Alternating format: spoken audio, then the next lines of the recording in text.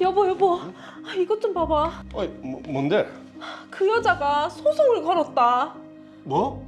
아니 그 여자 감옥에 있잖아. 감옥에서 소송 제기했단다. 우리 이제 어쩌노? 정국이도 이거 알게 되는 거 아니가? 그거는 막아야지. 누가 뭐라 해도 정국이는 우리 자식이다.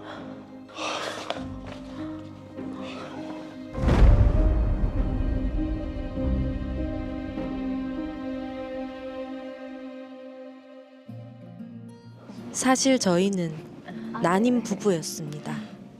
저 비밀은 철저히 보장되는 거죠? 당연하죠. 아니 이거 알려줘봤자 저한테도 좋을 거 없는데요 뭐. 저희 남편 정자로 아이를 대신 임신하게 되면 금액이 얼마나... 카페에서 말씀드렸듯이 뭐 큰 거 한 장 주시면 됩니다. 1억이요? 네, 자식을 대신 낳아주는 건데 저도 위험수당은 받아야죠. 알겠습니다. 그럼 일단 임신하게 되면 절반, 나머지는 출산 이후에 드릴게요. 오케이. 그럼 제가 가야 될 병원이랑 날짜 알려주세요. 그건 제가 따로 연락드릴게요. 그럼 좀 이만. 네.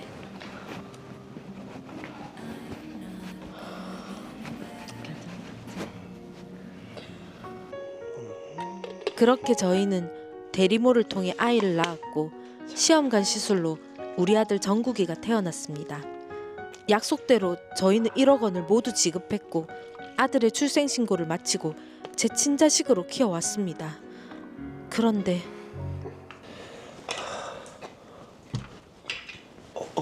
잠들었나? 오늘 100일 사진 찍느라고 힘들었는지 바로 잠들었다. 고생했다.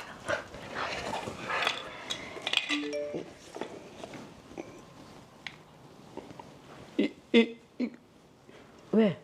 뭔데? 여보, 어떡하노? 이게 무슨 일이죠? 이런 거는 한 번 주기 시작하면은 끝도 없다더라. 무시해야지. 맞아요. 그래도 우리 정국이 친모가 다른 사람인 거 알려지기라도 하면 어떡하노 여보.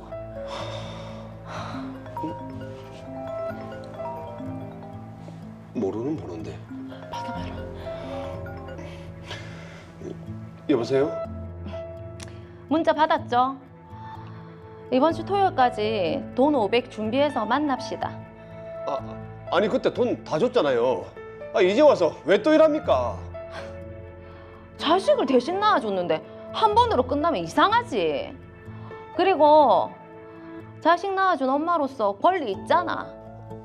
그래도 이거는 약속이 다르잖아요. 그래서 못 주시겠다. 그럼 뭐 아파트에 대자보 하나 붙이고. 이봐요 당신! 여보, 저요. 그냥 주고. 그래, 아내분 말 들어야지. 그럼 이번 주말에 봅시다.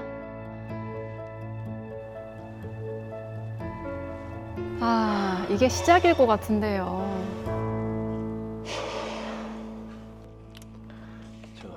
여기.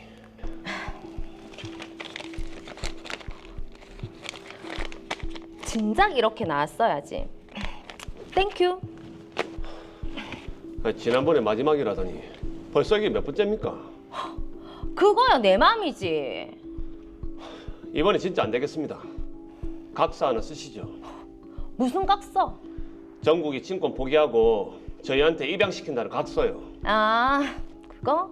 뭐 써달라면 써줄 수야 있지. 근데 각서 쓰는 대신 한 1,000만 원 정도 더 줘야 될 것 같은데. 뭐라고요? 친권을 포기하는 건데 그 정도면 싼 거지. 알겠습니다. 각서 쓰시죠. 하지만 대리모는 10년 넘게 저희를 계속 협박해 돈을 받아갔습니다. 거기다 결국에는 이렇게까지 하시네요.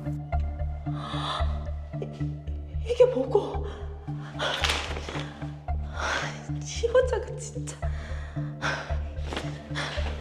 그 일로 11살이던 정국이는 제가 친모가 아니라는 사실을 알게 됐고 사춘기에 방황을 하다 결국 학교를 그만두고 미국으로 떠났습니다. 자그마치 15년이나 괴롭혀놓고는 이제 와서 소송을. 내 이 여자 가만 안 둔다. 우리 전국 인생 망치고 우리 가정도 무너뜨리려는 거 나 절대 용서 못한다. 그래, 우리 소송하자.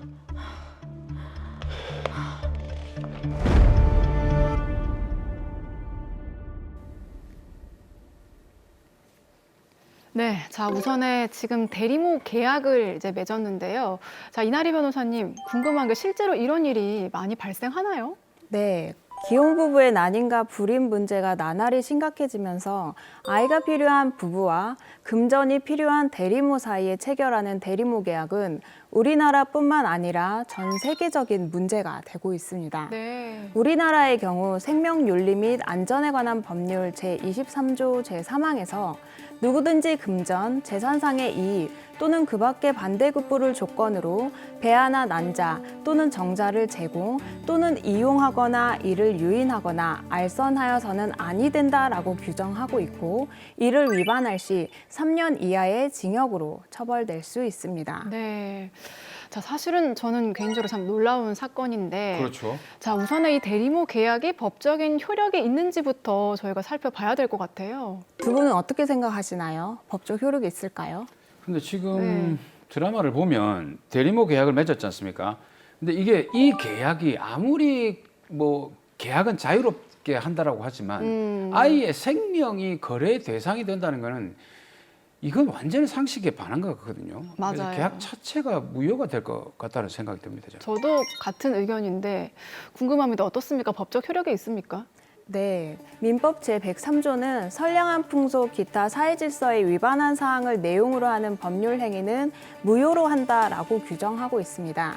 이를 근거로 대법원 역시 보조생식 시술을 통하여 임신 출산한 자녀를 타인에게 인도할 것을 내용으로 하는 이른바 대리모 계약은 여성의 몸을 도구화하고 출생한 자녀를 거래의 객체화하며 임신과 출산 과정에서 형성된 모자 간의 정서적 유대관계를 깨뜨려 인간으로서의 존엄성을 침해하므로 민법 제103조에 위반한 법률 행위로서 무효라고 판단하였습니다. 그리고 또 이제 제가 알아본 바에 따르면은 대리모 계약을 하면 친권을 포기하겠다. 네. 이런 각서를 쓰게 되는데 이런 각서는 법적 효력이 있습니까? 대리모를 통해 낳은 자녀의 경우 친권에 대해서 궁금해하시는 경우가 있는데요. 대법원의 판결에 따르면 대리모가 자신이 출산한 아이와 관련하여 친생모로서 가지는 권리 일체를 포기하기로 하는 합의는 대리모 계약의 일부 혹은 그 연장선에서 체결된 것이므로 네. 역시 무효이고 진실한 친자 관계를 부정하고 모로서 정당한 권리 행사를 박탈하는 것이라는 점에서도 그 효력을 인정하기 어렵다고 하였습니다. 자 그러면 친권은 인정이 된다고 봐야 되는 거네요. 그렇죠? 네. 자 그럼 지금 드라마도 최경수 김미영 씨 부부의 자녀인 정국군은 대리모인 미모 씨의 자녀다. 미모 씨에게 친권이 있는 거다. 이렇게 봐야 되는 건가요?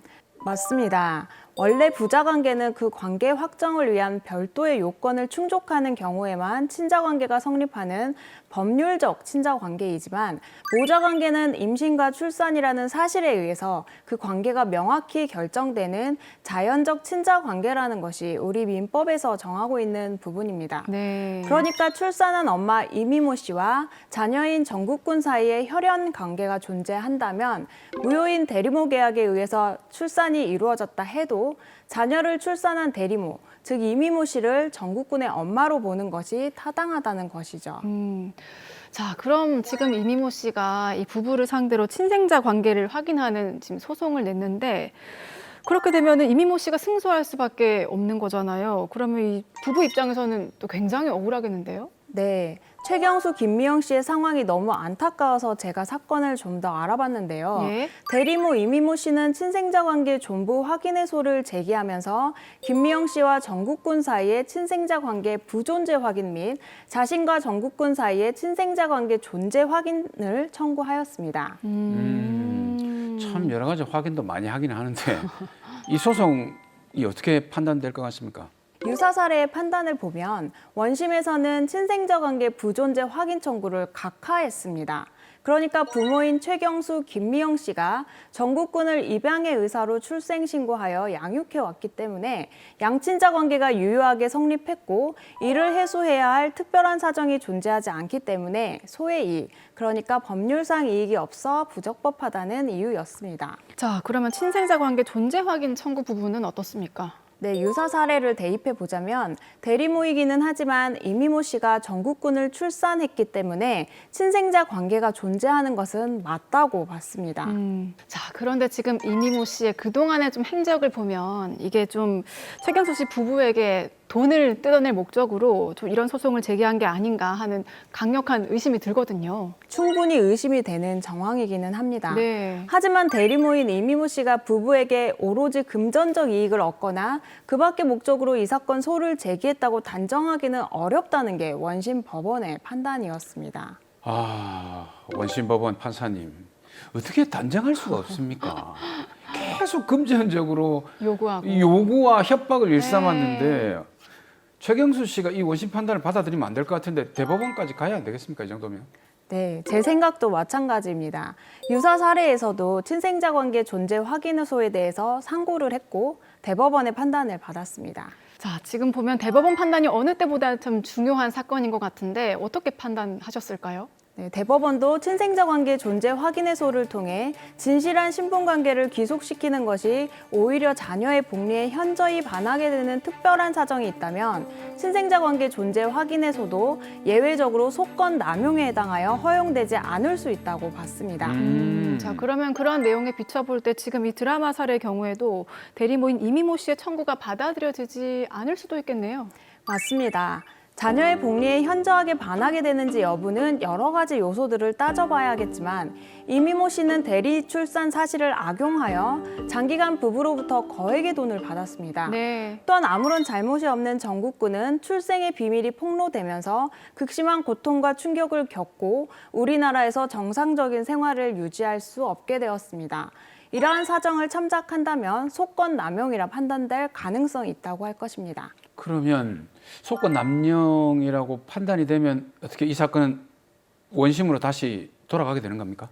네, 그렇습니다. 자녀의 복리에 관해 필요한 심리를 다하지 아니한 채 소권 남용에 관한 법리를 오해해서 판결에 영향을 미친 잘못을 이유로 원심 법원의 판결을 파기하고 대법원의 판결의 취지에 따라 다시 심리하도록 사건을 해당 법원에 보내게 됩니다.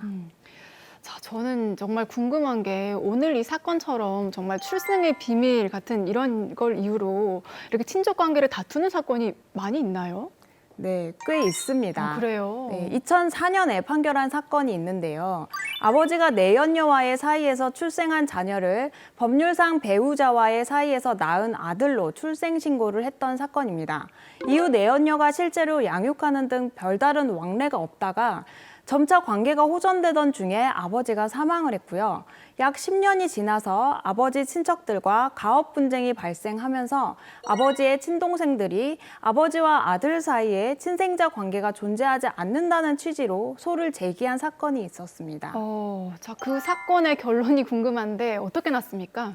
이 사건의 원심에서는 아버지 사망으로부터 오랜 기간이 경과한 후 제기한 점, 가업 분쟁에서 유리한 상황을 조성하려는 의도에서 비롯된 것인 점 등 여러 사정에 비춰서 소권 남용한 것으로 보아 부적법하다고 보아 각하 판결을 내렸습니다.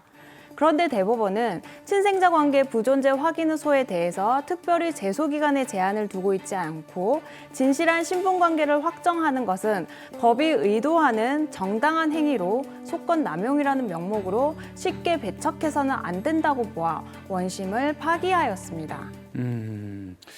그렇다면 이게 소권 남용이라는 게 있지 않습니까? 아무래도 이제 권리를 남용한 거니까 어떤 페널티 같은 게 있을 것 같은데 혹시 있습니까? 그 소권의 본질은 국민의 기본권인 재판 청구권이라 할 것인데 그 남용을 인정하게 되면 결과적으로 국민의 기본권을 실효시키는 것이 됩니다. 그렇죠.